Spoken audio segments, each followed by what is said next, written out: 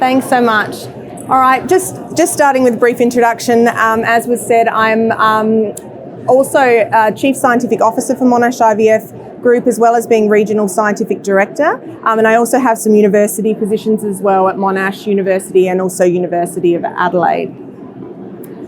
Just to start with, just to give a little bit of background from where I'm from Monash IVF Group. We're a very large IVF group that's based in Australia and also Southeast Asia. We have 24 clinics within Australia, and we also have 5 clinics that are based in Southeast Asia. And we are in all of the states and territories of Australia. We have 3 day hospitals, but also what's relevant to this talk is that we're fortunate enough to have 2 genetic laboratories within our organisation. So we're able to perform all of our genetic testing within house. We also have large ultrasound practices as well, which ties into a little bit of our genetic testing offering as well. So this is inside our genetic laboratories within Monash IVF. This is our laboratory that's based inside of Adelaide, which offers PGT-A, ASRM, and also NIPT testing. And then in Melbourne, we have another laboratory which also offers PGT-A, SR, and M. So our model of care for genetic testing spans preconception and also prenatal testing as well. Any patient that is looking to conceive a child, we believe should be offered carrier screening. And just depending on the results of that screening and whether or not they've had trouble conceiving in the past, they will then come into the IVF program where we can then offer them varying sorts of genetic testing as part of the IVF treatment cycle. So if our patients have had a high-risk carrier screening result, they can then access PGT-M. If they have a known structural rearrangement, such as a translocation, they can then access PGT-SR. And then if they may benefit from PGT-A because they have advanced maternal age or maybe recurrent miscarriage, then they can also access PGT-A. We also then have the ability for them to have non-invasive prenatal testing if they are pregnant from 10 weeks of gestation as well. So we really like this model of offering because it does cover that sort of full spectrum of genetic testing throughout the early stages of conception. We think that it is really important to have genetic testing as part of your IVF offering because it does help our patients determine whether or not an embryo that's been created is likely to result in implantation and will hopefully increase success rate and decrease time to pregnancy when it is used appropriately. We don't use PGT as first line for all of our patients. It's certainly used where it's clinically appropriate. It also, as well, for our patients that do carry a known genetic disorder or translocation, can help increase the likelihood of having a child born without genetic disease. And we also, like I said, we can extend the genetic testing to preconception and also early pregnancy as well. It does require, though, access to genetic counsellors within our teams. We have access to clinical geneticists and also a genetic pathologist as well. And we really do need excellent coordination between our clinical teams, embryology, the genetic scientists, to try and achieve the best outcomes for our patients. So what I'm just going to do now is take you a little bit through a little bit of our history of, we've been doing genetic testing for quite some time within our clinics. Like I said, we're quite a large clinic group, so we are really fortunate to be able to offer it in-house. But I think some of this also does apply that if you even can't have your own genetic laboratories, how you can perform the biopsy in-house and then send it out to an external lab. We've been doing PGT-A and SR since the 90s. It was introduced in 99. We were doing FISH for sex selection and then aneuploidy detection in 95. Brought in translocation testing in 2000. And then we moved over to PGT-A using array CGH in 2013 using Blue Gnome 24 Shore. I'm sure everyone might remember that. And then we moved on to next generation sequencing in 2015. And our reason for doing this was it was a faster turnaround time, a higher resolution, reduced noise, and to do that we use VeriSeq. And then we are looking to transition to embryo map in very early 2023 at the latest. Being able to offer it in-house within our own clinics and control our own genetic laboratories has really benefited. We have been able to increase the turnaround time or speed that we can get the results back to patients. It's been able to decrease the cost to the patient and also gives access. We've been able to bring in-house genetic counselling support as well, which is very beneficial. And our clinicians do really appreciate having direct access to the genetic scientists that run the test and be able to provide discussion and advice for their patients. We also have been doing PGTM for single gene disorders for quite some time. It was brought in back in 1999, and then in 2015 we moved over to carrier mapping technology for many reasons, including the fact that there isn't that need for a customised test for each patient. You can use that one platform for basically everyone.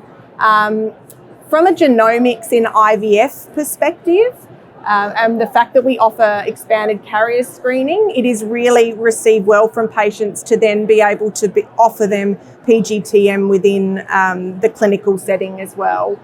It gives all our patients and doctors a very well-defined treatment pathway. And it also does with that PGTM service with the carrier screening, it is increasing the utilisation of PGTM and then allows us to turn the results around for patients faster. Also, we're very lucky in Australia because last year we had PGTM added on to our Medicare benefit scheme. So that means patients get funding from the government to be able to undertake PGTM if they're carrying genetic disorders or they have a translocation, which is fantastic.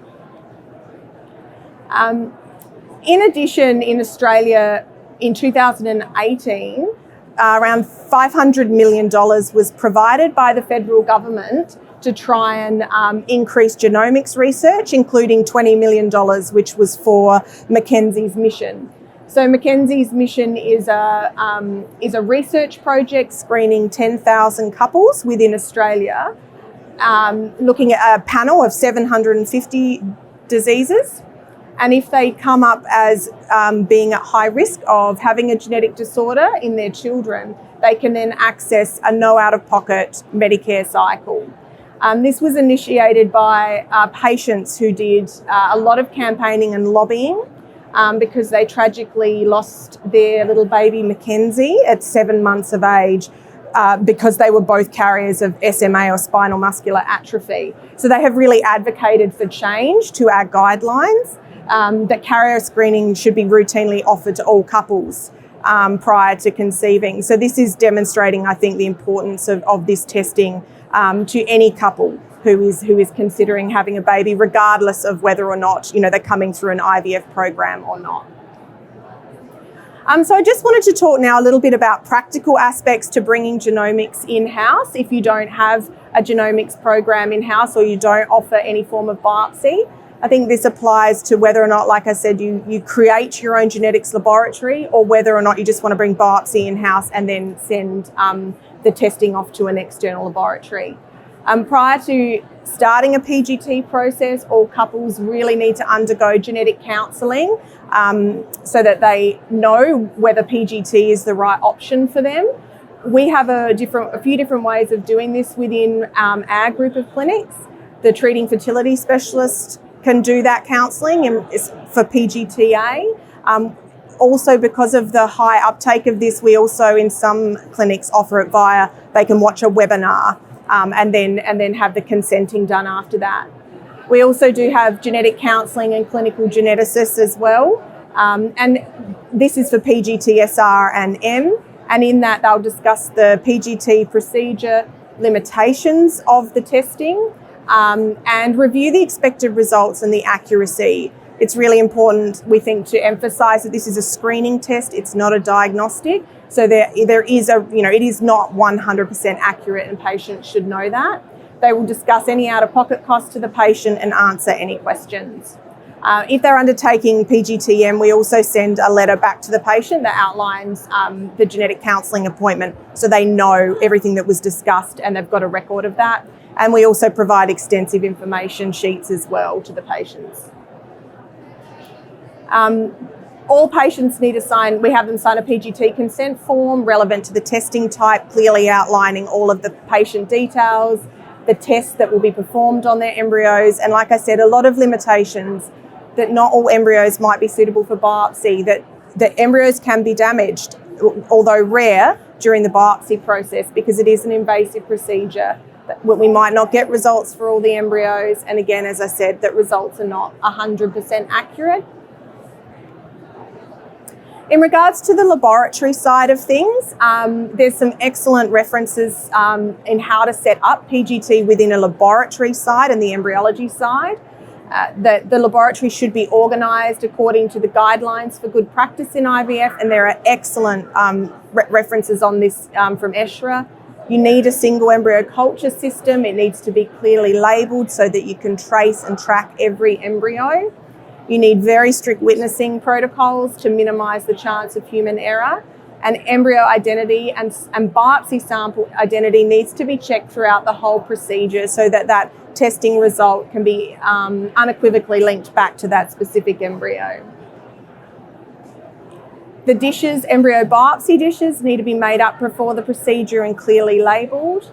And you need the biopsy drops to be spaced apart to make sure you don't have any merging.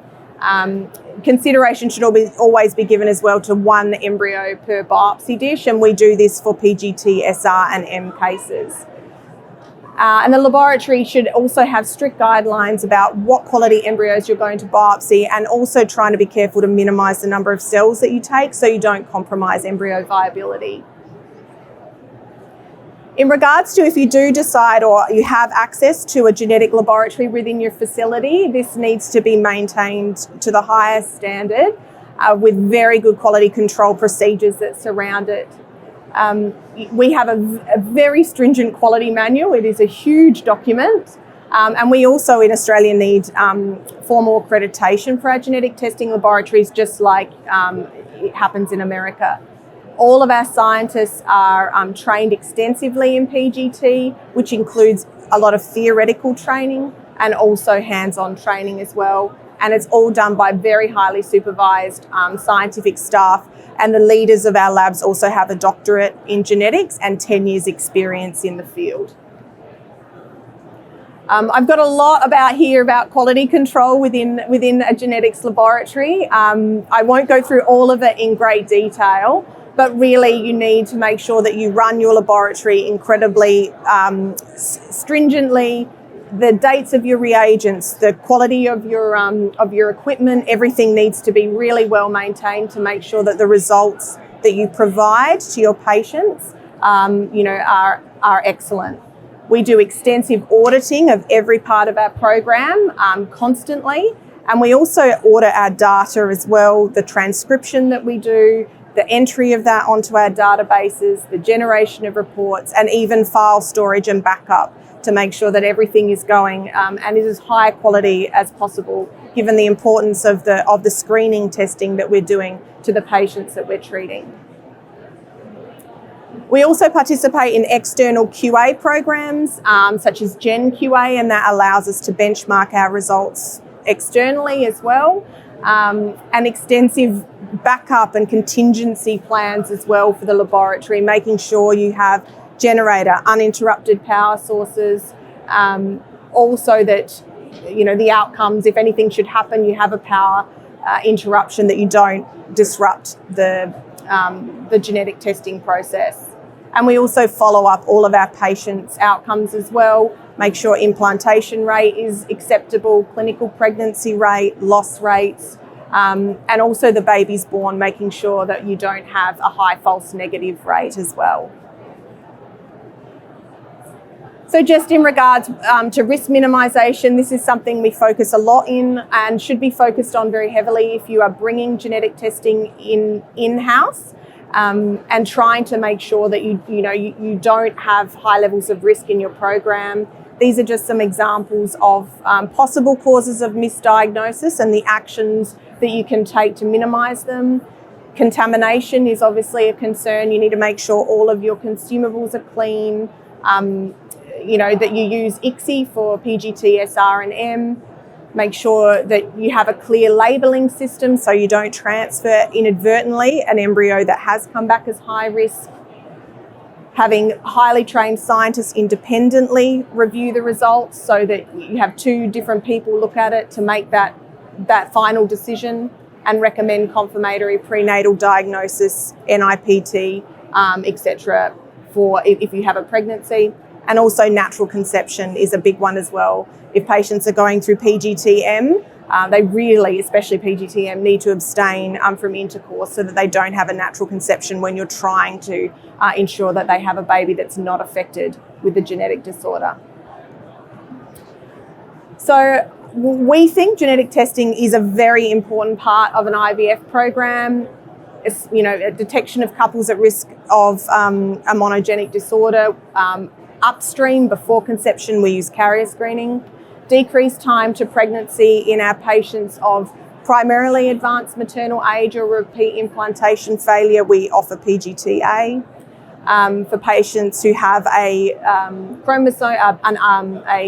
chromosome rearrangement, we offer PGTSR, and then PGTM if patients have are at risk of giving a monogenic disorder to their patients and to their offspring, and then prenatal testing as well.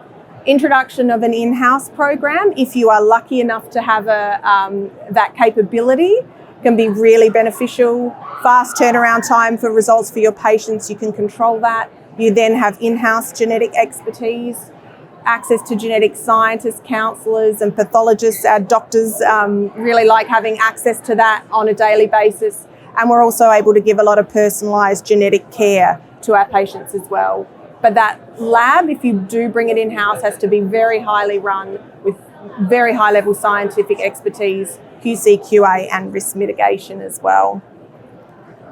So I'll just finish it there with the references that are really, really important if you're considering setting up a genetic laboratory in-house.